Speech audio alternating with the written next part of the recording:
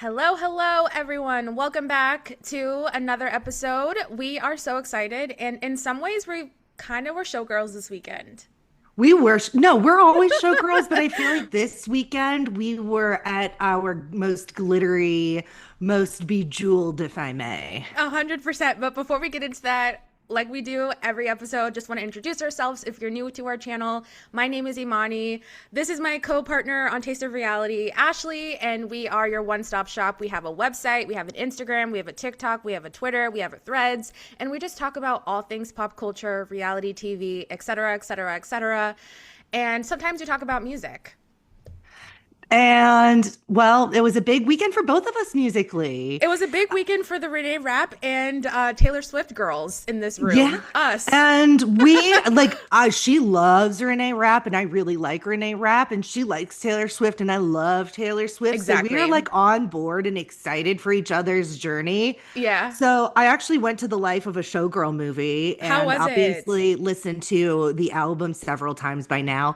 And it's funny because my husband's a musician and his Instagram feed is Is full just of Taylor Taylor Swift. Swift. It's all, he's like, you would think I was looking for it, but everybody's No. reviewing it, listening to it, this, that, and the other. I love knowing how the sausage is made. So I really enjoyed the film. You see the video for The Fate of Ophelia and the making of that throughout. And then it's literally just like a lyric video with visuals from the photo shoots. And she gives a backstory on each song. I really like the album. I don't love it. I'm a folklore girl. I'm an Evermore girl. Those are I'm like a my Midnight's girl, if anyone is curious. I loved Midnight's, and it also has a lot of sentimental value to me. And I also really like TTPD. yeah, you know what? That one's not Midnight's is probably number 3 for me and they change all the time. I Yeah. love Midnight and I love some songs on Tortured Poets, but I Yeah. thought they were a lot that could be just not on the Scrapped. album. They were just not great for Yeah. me. I love Elizabeth Taylor. This Literally or the is song. No, I'm kidding. both. I love that Taylor loves Elizabeth Taylor. She's referenced her in her music before. The song Elizabeth Taylor is such like a hard-hitting Max Martin bop. It gives the imagery and the writing of Taylor Swift because a lot of it feels to me, as somebody who loves Taylor Swift, it feels like she wrote it for like a Travis Kelce. Like and I love a fun song. Like I love Paper Rings. It's so simple. I like shiny things, but I'll marry you with paper rings. So simple, but such a cute, fun song. I love it. The cute, fun songs just didn't hit as much for me, with the exception I love Opalite. I love it. But one of my husband's videos, it's like he showed me this kid in 1982. It was dated, a young Hispanic boy, and it was the exact same melody. I mean, I hate to be a snarker for the sake of it, but I saw a few TikToks when it was playing, like, for example, the Jonas Brothers Cool song. And then I don't know which Taylor Swift track it was, but it was extremely similar.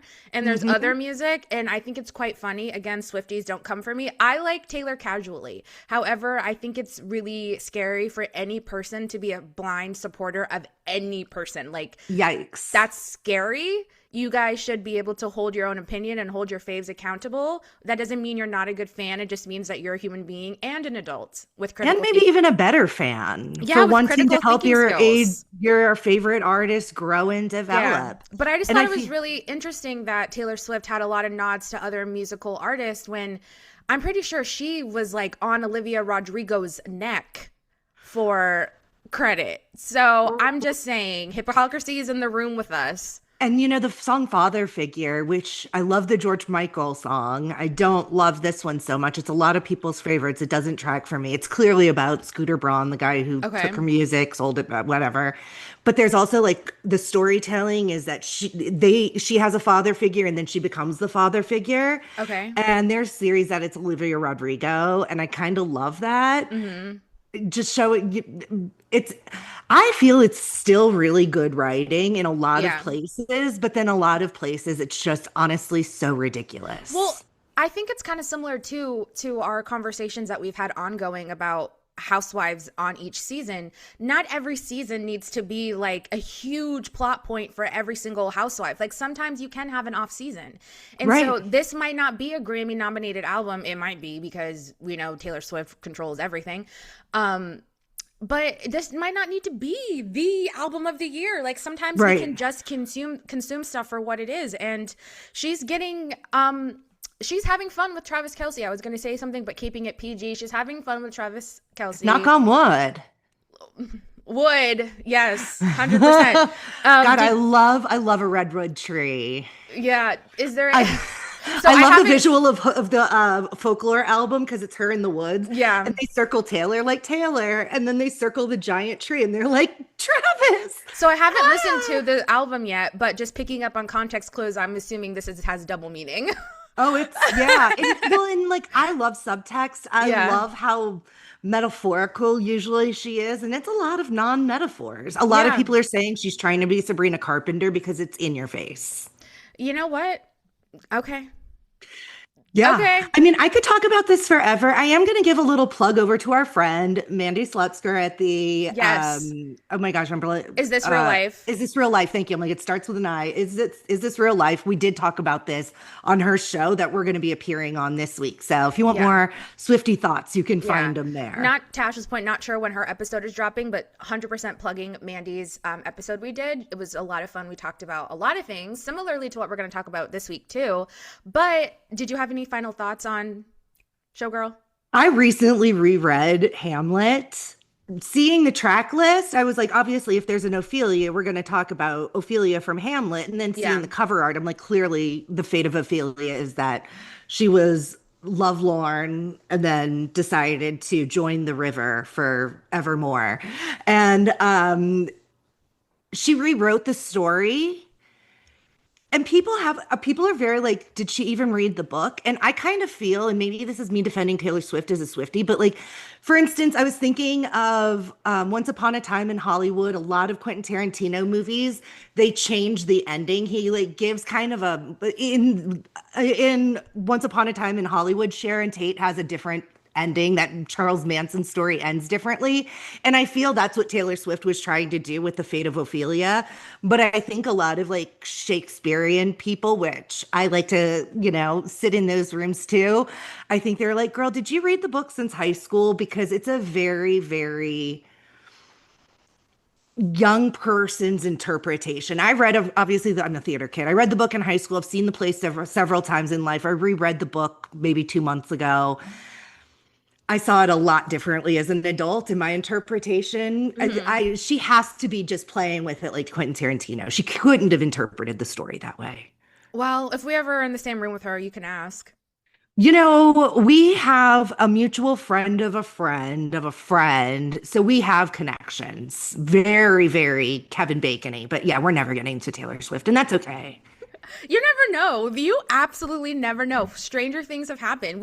Stranger things have happened. We might, and if we are in a room with Taylor Swift, y'all better not call me out. At the end of the day, I am a journalist, and Yes. I will be getting an exclusive, and I will be taking a photo. So just bookmark that. I stand beside my opinion. And if Taylor wants to have an honest conversation, I will have that with her after I Right. take my photo. So Absolutely. Well, while we were talking about celebrities, and who knows what spaces will be, and you went to Reneé Rapp, but the journey You to get guys. there is part of the story, you guys. I love this for you. you guys, okay. So I went to New York maybe a few months ago, and I saw Little Shop of Horrors. Me and Ashley, like I said, we're big musical girls.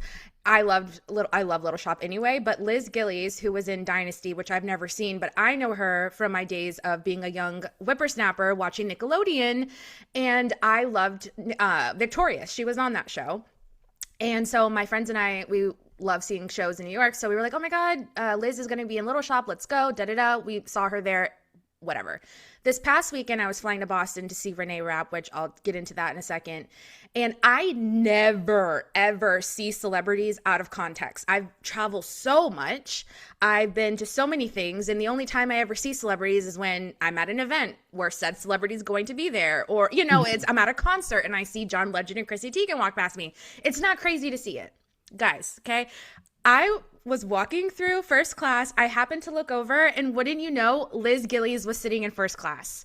I was like, oh my gosh, it finally happened. I finally saw a celebrity out of context, and I was so excited with myself. I was very pleased.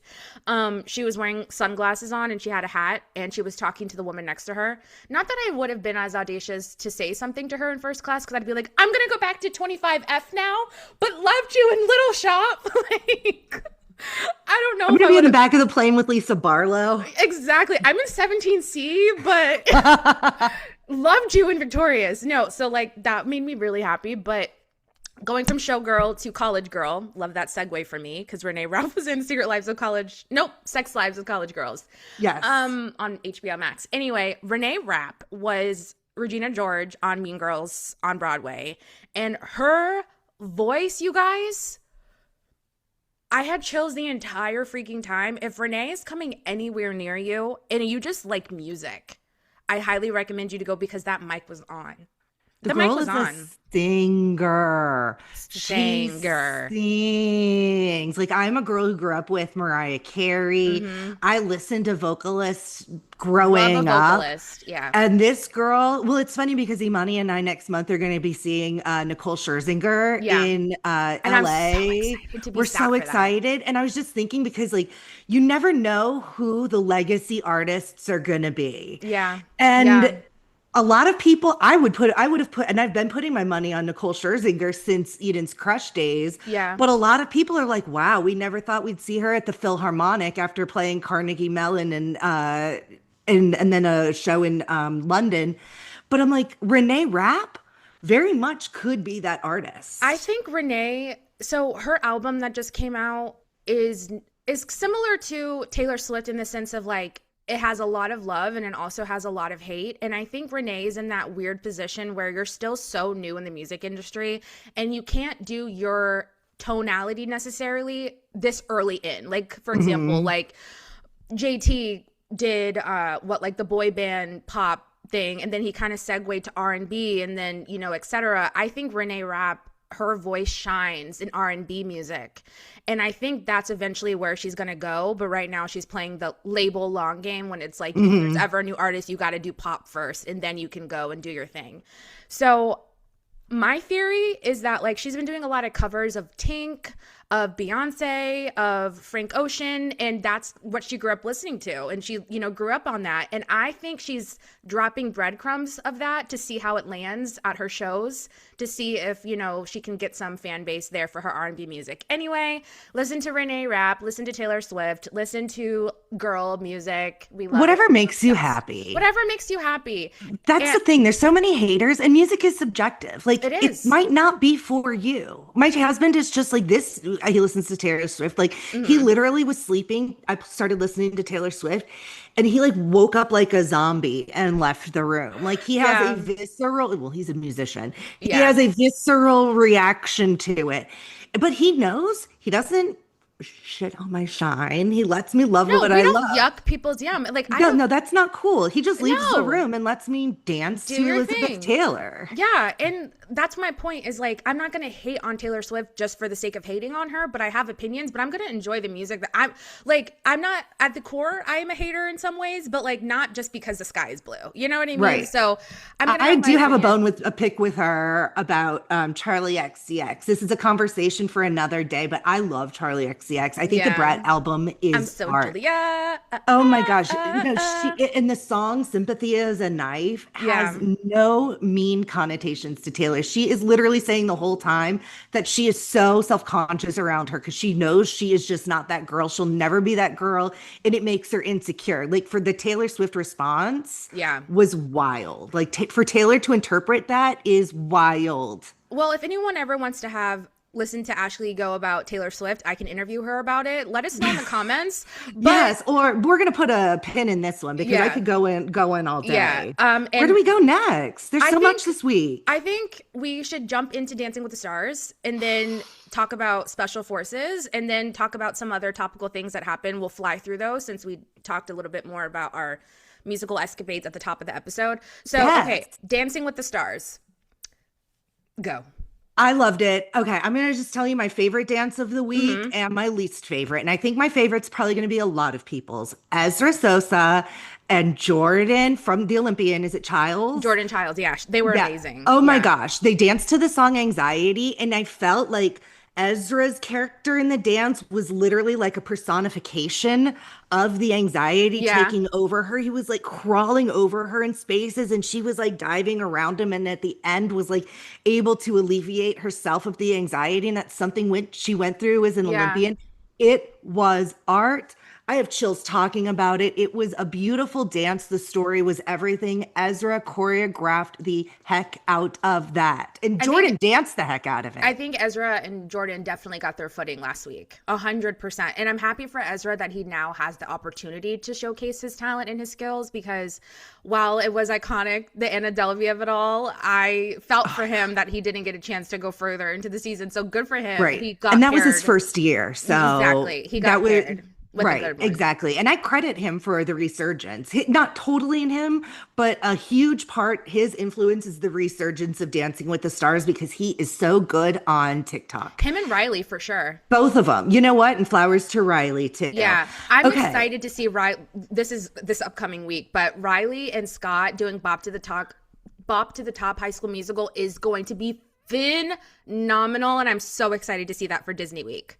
I am so excited. I love him. Like I went into the season. I mean, pentatonics are cool. It's not really what I listen to, but obviously so During talented. Christmas, their albums get played in my home, in Oh, my that's household. hilarious. Yes, My and you know I'm a Backstreet girl, but I'm telling you, my house Christmas, it's In Sync and New Kids on the Block. I'm sorry, those are the superior that's what it Christmas is. albums. I'm a Backstreet girl, but I speak the truth, and that is 100%. the truth. Yes.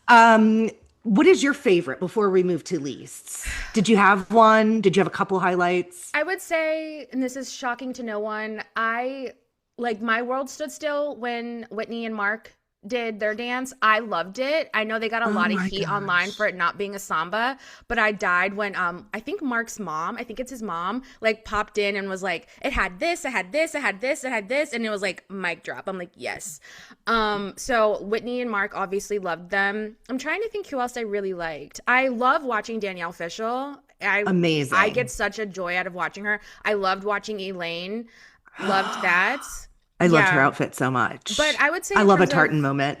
yeah, in terms of favorite, I would probably say it was Whitney and Elaine. I remember like being like those two are the ones that like I was interested in because some of the dances and I think Carrie Ann clocked it with Hilaria, who like Hillary, there you go, who on Thank you. paper like does it really well, but like it's the musicality is off. And so like there's quite a few dances where I'm like, it was good. There was nothing wrong with it, but like I was bored watching. Mhm. And here's another person who I might get slack for. I'm very bored of Alex Earl. I think she's an amazing dancer and I think she's stunning and I like her and Val together. I'm not shading her in any way, but like for some reason the star power isn't there. Like this to me is a job for her and it's very clearly she's there for the check, which is valid. I Right. would be too. And I'd be there for the Right. fun. But like Yeah. I'm just not having fun watching her. But she's Mhm. amazing. Right. Yeah, I'm not really a huge fan of hers. I like barely know who she is, to be totally Yeah. honest. And then I kind of looked her up and I was just like, she's kind of milk toasty to me. I'm sorry. She just seems like I very mean, like every girl, she's every girl I grew up with. And she's just the one that got picked. And like I feel like she's just the one that got picked. Somebody there's gets nothing lucky. unique about Alex Earl in my but also like I'm totally not her audience. She is a cute young 20 blonde white I'm girl not her that is audience not either. Right. she's not speaking to me and that's fine. There's a lid for every pot and a pot for every lid. She has an audience and it's there. It's not me and it's not you. Right. But that's not to say she's not killing it in her own lane. It's just nothing Mhm. special or unique about her. Again, went to school with all of them. Um oh my gosh, Andy Richter. I cried when they did that Hosier yell Oh dance. my gosh. Emma is such a beautiful choreographer. She She is. really has just, and I feel like that lyrical sense is just where she shines the most. She just is a beautiful storyteller. Agreed. I agreed. And okay, so we have to talk about the elimination that broke the internet in a way. Can I say that? And I love Lauren Haregi, and Brandon is one of my favorite Yeah, I love Brandon. pros.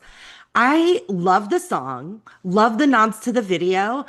I think it was my least favorite dance of the night. And I'm not saying it wasn't good. I just didn't, everybody else was better. I'm sorry. It was Lauren's worst dance for sure. It When I was. saw it in real time, the elimination, I was shook. I think Me there was too. I think nobody knew. They were like, "What?" Like the Because she's so ballroom. Yeah, strong. the ballroom energy, it just broke as an empath. LOL, shout out Kristen Doty. As an Sorry, I snorted. It's fine. It's fine. I do that too. As an empath, it broke my heart into a million pieces that she went out on the night that she danced to her Fifth Harmony song, and her Fifth Harmony former band members, were in the audience. How freaking embarrassing is that? Dude, that was rough with your girls front Yes. and center. That was not the week. But again, it wasn't her best dance. It wasn't. And I didn't think it was I think it was it was scored the lowest. Yeah, no, here's the issue. I don't feel like me and my friends actually were talking about this. So I'm like, wait, did me and Ashley talk about this? Because I just had the same conversation when I was in Boston. I feel like this season is very difficult for the judges to judge because half of the people are literally have experience in dance in some capacity or performing, and the other path or the other people are like Andy Richter and Dylan Efron, who literally have no dance experience. And so I don't think Lauren should have had the same scores as Andy Richter at all. But it's like, how do you judge this competition? Well, and I think when people get upset with others and how they vote, like I'm on the West Coast, what the heck am I They supposed to need to do do? something with that. You know, literally that would be solved if they just revealed the elimination at the beginning of the next week, because you True. would have like the whole week to tabulate and you could just run the whole episode like normal. But I don't think they want to like put those people up for a week in a I hotel agree. if they're not. And I think that has to be it. That's valid. But you're really affecting the watchability of your show. I don't have fun voting for the show because I don't even know how to vote. Like, I don't know How do why I vote from the week before? Do I just blind pick I my guess you favorites just because it's a pick your popularity favorite. contest? I mean, Like, that's what am I supposed to do? it's proving that it is solely a popularity contest because, to your point, the entire West Coast doesn't even get to watch it before they vote. So I would be really shocked if next season they don't revamp it in some way, because they're getting a ton of backlash on social media for how the judges are judging, and then also like West Coast not being able to judge. So Well, and I think a big part of this needs to fall on casting, and we need to figure out what is the show. Is the show watching great dancers go from great to superior, or is it watching total, novices, the Andy Richters of the world, yeah. and watching somebody who can maybe march on beat to somebody who can maybe move across a dance floor? Those are two different Well, competitions. I think there's room for both, though, in some ways. I just think maybe the scoring needs to be different, or maybe the audience needs, I don't know. We're not paid in those rooms to make those big decisions, but they need to do something because it's not equitable the way that in which that they're judging it, I don't think. Right. Because if we're honest, Andy, based off of dance alone, would be going home, in my opinion. I think. Right. But like I think him and Emma are actually going to go a lot further because of last week's dance. I think They've that got heart. Yeah, it won everybody. Right. Well, and art is supposed to move you. Exactly. And it was a lovely piece of art. And that's a point blank period. I'm not having anybody else's opinion. And I'm just going to say, and this connects to something I felt from Dancing with the Stars, of a lady of a certain age here.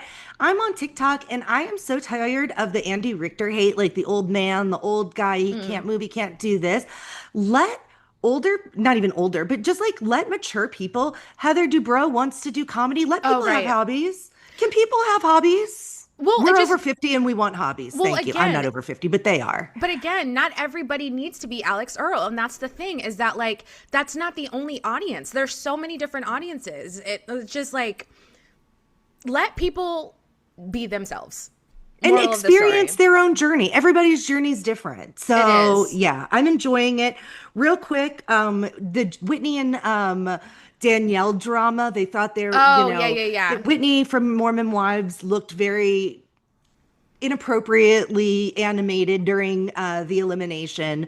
There was a bunch of drama. What did you think? Did you think there was anything to it until the audience started to react? I actually didn't even clock when that happened, to be honest, because I was like unwell in a way. I was processing, not to be Right. Lauren and Brandon, No, but I was like, no, you are what? Lauren Haragi's target audience. No, okay, 100%. That's your girl group. I get it. Yes. I get it. I'm Spice Girls, and you are Fifth Harmony. Yeah, I literally watched X Factor when they were on. I've been to so many Demi Lovato shows. Fifth Harmony opened for them. Like, I grew up alongside these girls. So No, I feel that in my bones. 100%. So like that was my target demo. So I was just shook. The entire room was shook. All of America was like shook that I think genuinely if you were online in that moment, Threads was broken, Twitter was broken. Everyone was like, Right. what happened? Because it Right. was so shocking and jarring. But anyway, so I didn't clock Danielle and Whitney having that moment. I think a lot of people were like, well, there's nothing wrong with Whitney being excited. And she's 100% right. There's nothing wrong with her being excited and fellowshipping with Danielle in that moment.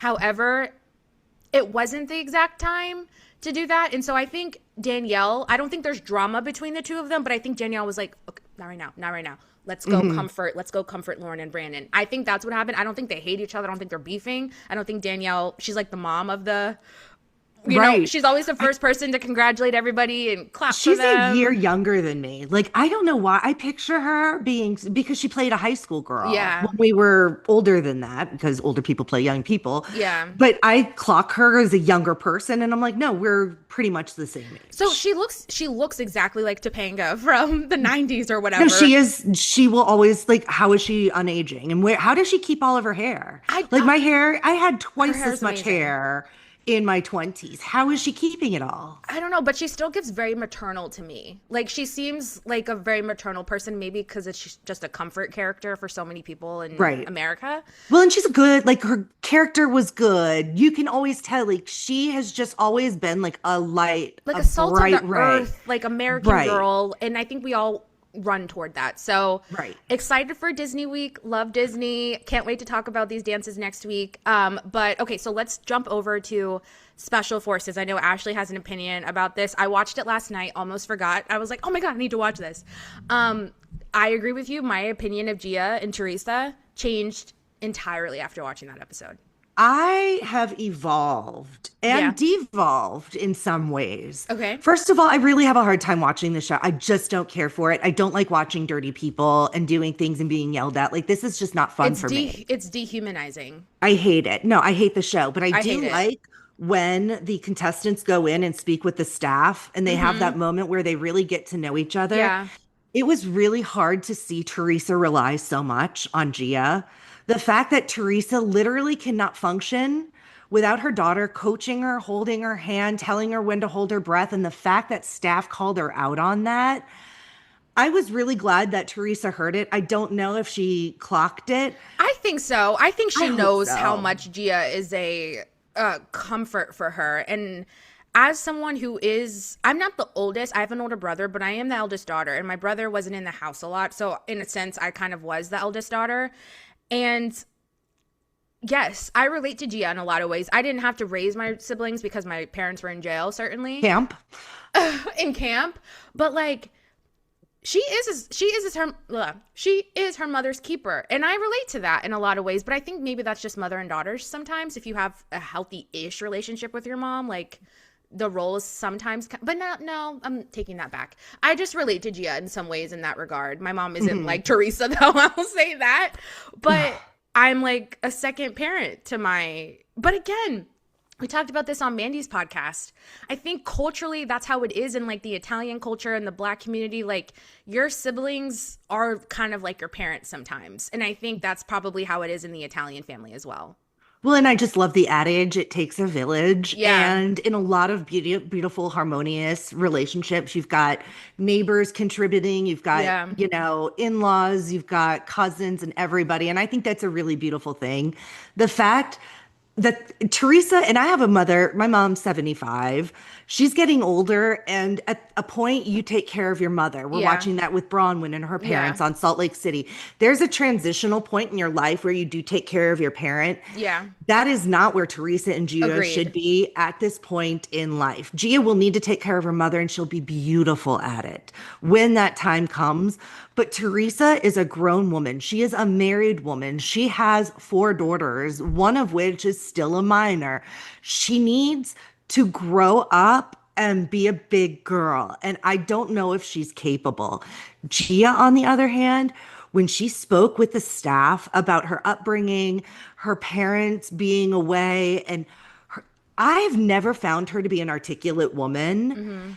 And I listen to her podcast doing stories, and she's a very hard person to transcribe. I'll say that. With that said, I thought, spoke so beautifully, compassionately. She spoke like an educated woman, and she came across a completely different person in the end of that episode than any other representation I've seen of Gia Giudice in her 12, 14 years on TV. Yeah, so in this episode 2 of Special Forces, the contestants had to go in this submarine sort of thing. So they're loaded into this submarine boat, whatever, from the sky. They're lowered into the water, and they have to stay strapped into their seats for 20 seconds. And then they're tapped on the shoulder saying, hey, evacuate. So then you get out of your seat and swim out, and you pass or fail the test. So I don't even think Gia and Teresa went down for like a second, fully submerged in the water, before like Teresa's like, I can't do this. And so Gia like helped her mom unbutton her seatbelt, and they both got out of the thing, and they failed obviously because they didn't last 20 seconds. And then at the end of the episode, they had to fight each other, like the contestants. And so Gia was paired up with, some older woman. I don't mean older as a slam. She was older than Gia. Right. I don't remember the name of the woman, but Teresa actually evicted herself from the game because she did not want to watch her daughter Gia get it. Like, you had to fight each other, like for real fight. Like hit in the face. It was a form of fighting where you're fighting each other, like hitting in the face. Yeah, like you're boxing with somebody. Right. So Teresa self-evicted from the game because she's like, I can't watch Gia fight someone without me jumping in. And so but I also really liked that Teresa did that, because I think Gia needs to go through this alone. I think she needs to go through this by herself. And she'll do better by herself. Yeah. The staff told her the same thing. And she knows that. Thing. The staff told her that, yeah. And she didn't want to admit it at first, but I feel she's being so honest with herself in this competition. I implore anyone who is not a Gia Giudice person to just go in Special Forces season 4, episode 2, maybe the last like 20 minutes or so. Just watch it. Yeah. I think you'll see a different side of her, and I think that everybody deserves to see people in more than one light. And I will say this, watching that episode made me really sad that she doesn't have the support of her uncle and her aunt, because who is taking care of Gia? I know her mom takes care of her 100%, but who is emotionally helping her? And who is like letting her decompress and cry and be a little girl? You know, I know she's in a relationship, a long-term one. I hope he's that for her. And I know her mom does that for her too, but it made me sad, because like she should have someone that like has her. And that would be like an auntie would understand better than anyone else. So I hope Melissa and Joe watch that and have like a different respect for their niece, because at the end of the day, like, it does make me kind of want to cry for her, because I'm like, she's a little girl. She's a little girl still. When she was on that show, no makeup, like just none of the filters, literally like all of the filters are taken off of the people during this show. She looked like the little girl that we all sang waking up in the morning. Yes, that's exactly the little girl I saw. Like, she was that little girl as an adult, and my heart just opened to her in a way that it's never opened before. 100%. Like, I came out of watching Next Gen NYC like completely turned off to Gia. I was like, I do not like how she moved on this show at all. And she went on Watch What Happens Live after the show ended, because she got a lot of, heat for how she came across. And she's like, I'm so used to being on, and I'm so used to being the mom in the group, and I'm so used to like, being so aggressive all the time, that like I need to learn how to turn that off with my friends, obviously in some capacity. She's probably like not super close with everybody. And so I was like, yeah, you kind of do. But this changed my perspective of her. So yeah. I'm going to connect that real quick to just something we talked about yesterday on Mandy's podcast. When that airs, we talked about how people become like almost, when they go through stuff on reality TV, like Sheena, we used as an example, how they don't remember how to act in real life as opposed to on camera. And I feel like Gia, she literally grew up on camera. So she has like a blurred relationship of what reality is versus Adriana was born on TV. We saw Teresa give birth. Preach. I mean, we didn't see the birth canal, but that's about it. Like Damn we near. saw that. I mean, we saw a lot. We Yeah. did. And that's why we love these women is because they share so much. However, I feel Gia got to share her story in a way that we've never seen before. And I love that for her. Agreed. So let's rapid fire talk about some like other pop culture things that happened this week. Catherine Dennis was just arrested for her DUI that happened in 2024. 30 days in jail is her sentencing. How many do you think she'll serve? I think she needs to serve the full 30. Well, she, of course, but how many do you think she'll serve? I mean, we're talking in the world of Jay Cutler being I only know. given Maybe 4 days and he got out early. Karen Huger got out maybe 50% 15. early. I don't I'm know. saying I'm saying 15. She'll serve 15 days in my Yeah. opinion. I hope Catherine Dennis, by the way, is getting the support she needs. I know she's been dealt a tough hand and she's been really struggling emotionally the last few years and the things that she's posted. So, and I can't imagine my ex being Thomas Ravenel. So, Yeah, and the father of your children, you'll never disconnect from him. never. And he's not a great person. I mean, just look at some of his, Yeah, and that's being that's a very generous. huge understatement. Yeah, Like that was the so kindest way of putting the it. kindest. So my thoughts are with Catherine. I really hope that she's getting the support that she so desperately needs. Okay, And so like that would be like us going to prison.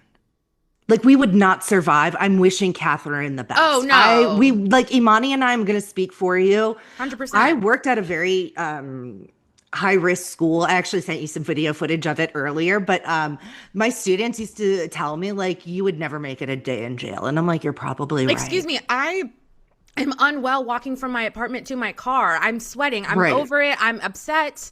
So Yeah. correct. And I don't want to be dirty. I don't want dirt under my nails. I don't want to No. not be able to wash my.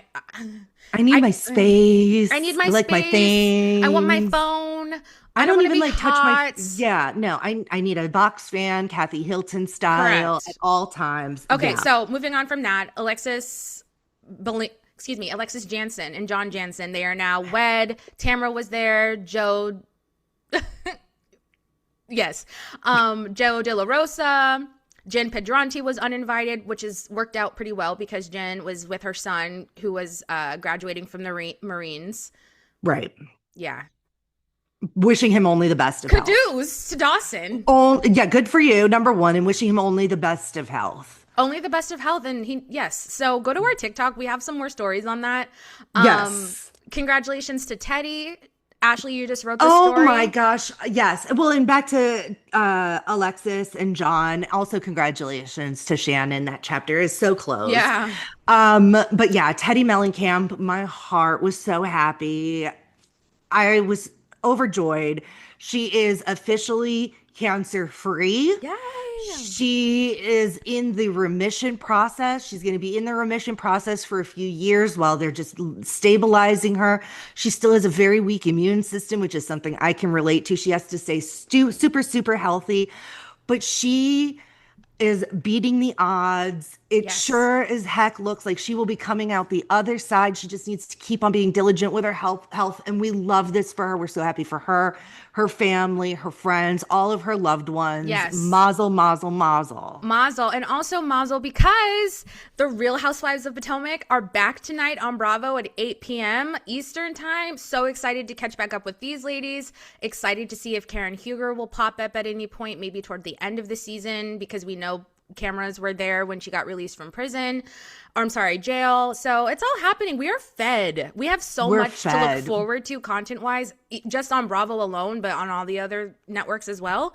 So We went from famine to feast. 100 And we thank you. Could Just not have ahead of said it any- Thanksgiving. could not have said it any better. But thank you all so much for coming back for another episode of our Pop Culture Weekly Roundup. Tell your friends. Tell your friends to follow us. We have a lot of fun content coming toward you guys soon. BravoCon, our LA trip. But if you want more of us, look for us on our website, tasteofreality.com, tasteof_reality on Instagram, Twitter, Threads. Anything else? I think you nailed it. All right. Have a great week, everyone. Bye.